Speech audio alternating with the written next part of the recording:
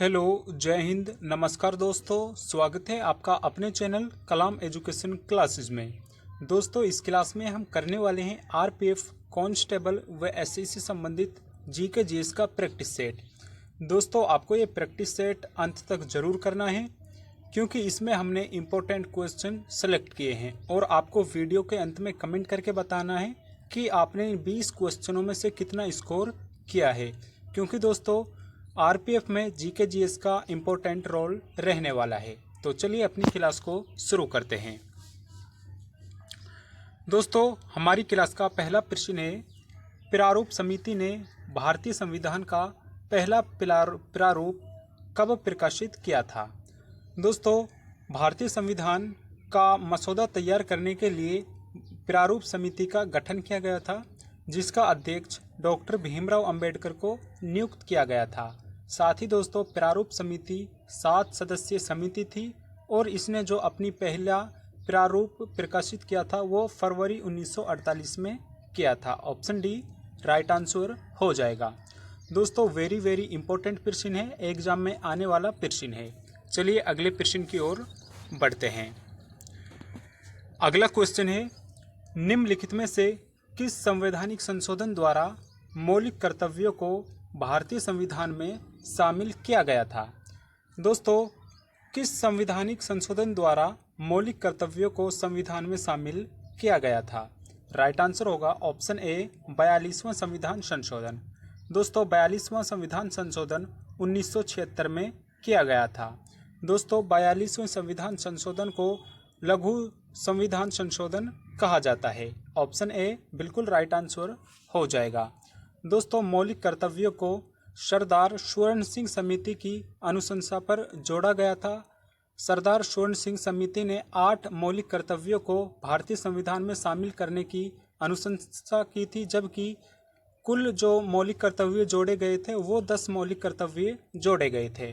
वर्तमान में दोस्तों भारतीय संविधान में कुल 11 मौलिक कर्तव्य हैं, जिनको 11वां मौलिक कर्तव्य 86वां संविधान संशोधन कर 2002 में जोड़ा गया था। हमारे क्वेश्चन का राइट आंसर होगा ऑप्शन ए 42वां संविधान संशोधन। अगले प्रश्न की ओर बढ़ते हैं। अगला प्रश्न है, भारत में कृषि जनगणना कितने वर्ष के अंतराल पर आयोजित की जाती है? दोस्तों, जैसे ही मानवों की जनगणना होती है उसी तरह से कृषि जनगणना भी होती है, और ये कितने वर्ष के अंतराल पर आयोजित की जाती है? राइट आंसर होगा ऑप्शन बी 5 वर्ष। दोस्तों, प्रत्येक 5 वर्ष के अंतराल में कृषि जनगणना की जाती है। वेरी इंपॉर्टेंट प्रश्न है, एग्जाम में काफ़ी बार पूछा भी जा चुका है। अगला क्वेश्चन है, निम्नलिखित में से कौन सा तट दक्षिण पश्चिम मानसून की बंगाल की खाड़ी की शाखा के समानांतर स्थित है? इनमें से कौन सा तट दक्षिण पश्चिम मानसून की बंगाल की खाड़ी के शाखा के समांतर स्थित है? दोस्तों, राइट आंसर होगा इसका ऑप्शन डी तमिलनाडु। दोस्तों, भारत के नक्शे को अगर हम देखें तो इधर है बंगाल की खाड़ी और इधर है अरब सागर। दोस्तों, तमिलनाडु ये ज़्यादातर ये बंगाल की खाड़ी के समानांतर पड़ता है, क्योंकि दोस्तों इधर तमिलनाडु है और इधर केरला की सीमा शुरू हो जाती है। तो दोस्तों, जो तमिलनाडु पड़ता है ये बंगाल की खाड़ी के समानांतर पड़ता है। हमारे क्वेश्चन का राइट आंसर होगा ऑप्शन डी तमिलनाडु। साथ ही दोस्तों, अगर आपको इस क्लास की पीडीएफ चाहिए तो आप हमारे टेलीग्राम से ज्वाइन हो सकते हैं। टेलीग्राम का लिंक आपको वीडियो के डिस्क्रिप्शन में मिल जाएगा। अगला प्रश्न है, निम्नलिखित में से किस दशक में भारतीय जनसंख्या में नकारात्मक वृद्धि दर थी? दोस्तों, काफ़ी बार ये प्रश्न एग्जाम में पूछा जा चुका है और बार बार एग्जाम में पूछा जाता है। भारतीय जनसंख्या में जो नकारात्मक वृद्धि रही थी वो 1911 से 1921 के मध्य रही थी। ऑप्शन ए राइट आंसर हो जाएगा। अगला प्रश्न है, किस क्रिकेटर ने आत्मकथा believe white life and cricket taught me लिखी है? दोस्तों, believe white life and cricket taught ये किस क्रिकेटर की आत्मकथा है? राइट आंसर होगा ऑप्शन डी सुरेश रैना। सुरेश रैना द्वारा believe white life and cricket taught me आत्मकथा लिखी गई है। ऑप्शन डी बिल्कुल राइट आंसर हो जाएगा। अगला प्रश्न है, भारत के किस राज्य में निपाह वायरस सबसे पहले पाया गया था? दोस्तों, जैसे ही कोविड-19 आया वैसे ही एक वायरस निपाह वायरस भी आया था। निपाह वायरस सबसे पहले भारत में केरल राज्य में देखने को मिला था। ऑप्शन सी राइट आंसर हो जाएगा। दोस्तों, आपको वीडियो के अंत में कमेंट करके बताना है कि आपने इन 20 क्वेश्चनों में से कितने क्वेश्चन राइट किए हैं। अगला प्रश्न है, लेटेराइट मिट्टी में प्रयुक्त लैटिन शब्द लेटेराइट का अर्थ क्या है? दोस्तों, मिट्टियों में मिट्टी का एक प्रकार है लेटेराइट मिट्टी। ये लेटेराइट मिट्टी का अर्थ क्या होता है? राइट आंसर होगा ऑप्शन बी ईंट। दोस्तों, लेटेराइट ये लैटिन भाषा का एक शब्द है और लेटेराइट शब्द का अर्थ होता है ईंट। दोस्तों, ईंट इसका बिल्कुल राइट आंसर हो जाएगा। नेक्स्ट क्वेश्चन है, निम्न में से कौन सा प्राचीन राजा भारतीय नेपोलियन के नाम से जाना जाता है? दोस्तों, वेरी वेरी वेरी इंपॉर्टेंट प्रश्न है। भारतीय नेपोलियन के नाम से किस राजा को जाना जाता है? राइट आंसर होगा ऑप्शन बी समुद्रगुप्त। दोस्तों, समुद्रगुप्त को भारत का नेपोलियन कहा जाता है। दोस्तों, ऑप्शन बी इसका राइट आंसर हो जाएगा। अगला प्रश्न है, निम्नलिखित में से किन देशों के बीच मैत्री सेतु का निर्माण किया गया है? दोस्तों, हाल ही में मैत्री सेतु का निर्माण किया गया है और वो भारत एवं बांग्लादेश के मध्य किया गया है। ऑप्शन बी राइट आंसर हो जाएगा। अगला क्वेश्चन है, लक्षद्वीप समूह की राजधानी कौन सी है? दोस्तों, इनमें से लक्षद्वीप की राजधानी कौन सी है? राइट आंसर होगा ऑप्शन डी कवरत्ती। दोस्तों, लक्षद्वीप की राजधानी कवरत्ती है। वहीं पोर्ट ब्लेयर ये अंडमान और निकोबार की राजधानी है। दोस्तों, कोहिमा नागालैंड की राजधानी है और पुडुचेरी ये एक केंद्र शासित प्रदेश है। हमारे क्वेश्चन का राइट आंसर होगा ऑप्शन डी कवरत्ती। अगला प्रश्न है, निम्नलिखित में से किस संवैधानिक संशोधन अधिनियम ने भारतीय संविधान में शिक्षा के अधिकार को जोड़ा था?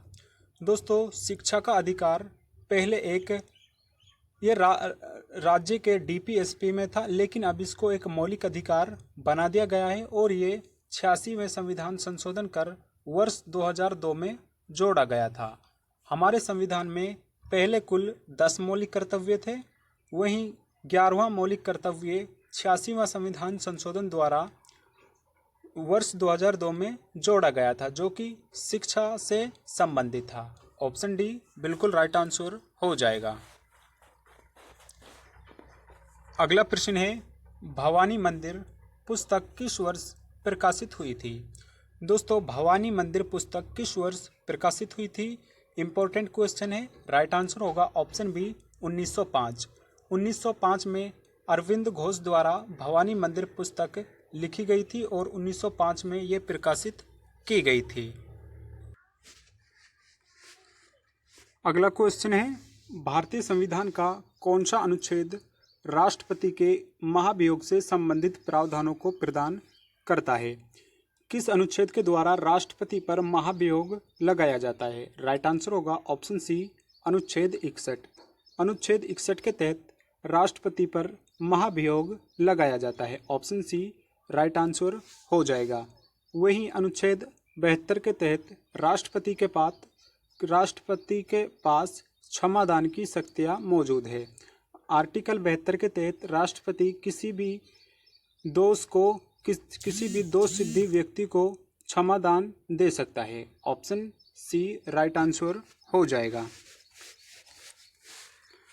अगला क्वेश्चन है, निम्नलिखित में से क्या कृत्रिम स्वीटनर मीठा करने वाला के योग्य नहीं है? इनमें से कौन सा है जिससे कि कोई मीठा करने का स्रोत नहीं है? राइट आंसर होगा option B sucrose. Option B right answer हो जाएगा। अगला प्रश्न है, निम्नलिखित में से कौन सा मॉडल भारत सरकार की पहली पंचवर्षीय योजना का आधार था? भारत में पंचवर्षीय योजनाओं का गठन 15 मार्च 1950 को किया गया था और जो पहली पंचवर्षीय योजना चली थी वो 1951 से लेकर 1956 तक उसका कार्यकाल था। और जो इसका जो मॉडल था वो हेरोडोमर मॉडल पर ये आधारित थी। ऑप्शन बी राइट आंसर हो जाएगा। अगला प्रश्न है, भारत छोड़ो आंदोलन के दौरान प्रसिद्ध करो या मरो का नारा निम्नलिखित में से किसने दिया था?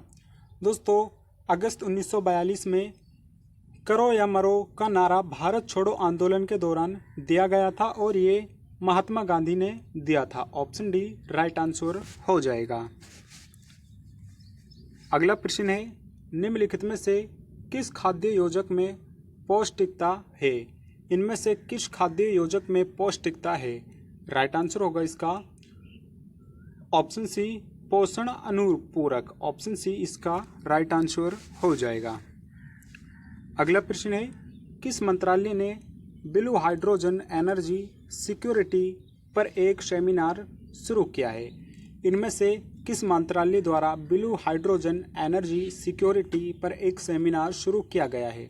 राइट आंसर होगा ऑप्शन बी कोयला मंत्रालय। ऑप्शन बी राइट आंसर हो जाएगा।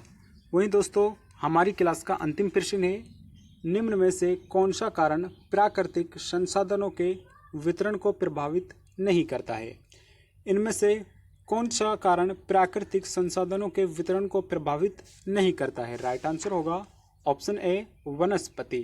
दोस्तों, वनस्पति प्राकृतिक संसाधनों के वितरण को प्रभावित नहीं करता है। ऑप्शन ए राइट आंसर हो जाएगा। दोस्तों, अगर आपको एक क्लास पसंद आई है तो आप इसको लाइक कर सकते हैं। वे चैनल पर नए हैं तो चैनल को सब्सक्राइब जरूर कर ले। धन्यवाद।